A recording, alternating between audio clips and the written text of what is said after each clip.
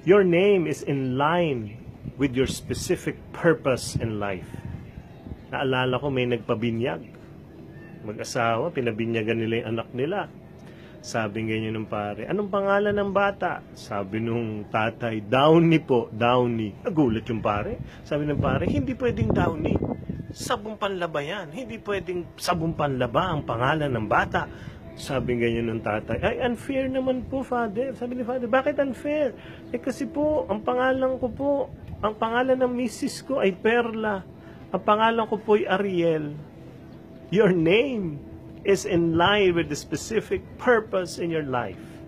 This is Arun Gogna, and I welcome you to Gognats, Nuggets of Wisdom, Wit, and Wackiness. Arun, ang pangalan ko, is not a Filipino name. Arun is an Indian name, which means sun, araw. I have an Indian name because my father is Indian. Hindi yung, ibang Indian yun. Yung Indian dito, yung nagmumotor, brum brum. So, ang tatay ko ay Bombay, pero ang nanay ko ay Filipina. Anong ibig sabihin ng Arun? Arun is sun, araw. Bakit ako may pangalang araw? Alam mo, ngayon ko lang nakikita.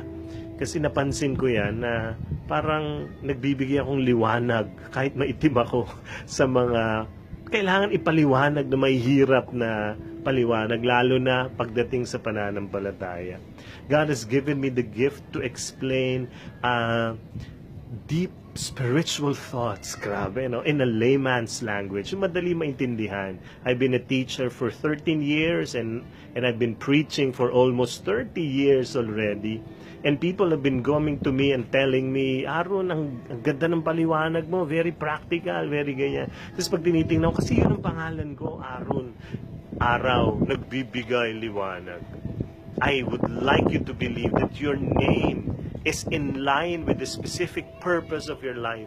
So if today you're a little confused of what will I do in life, what's my purpose, where will I go, what will I do, look at your name.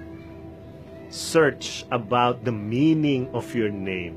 At maniwala ka, that's in line with the specific purpose God has designed in your life. Go, tell me, comment below what your name means. And let the world know who you really are.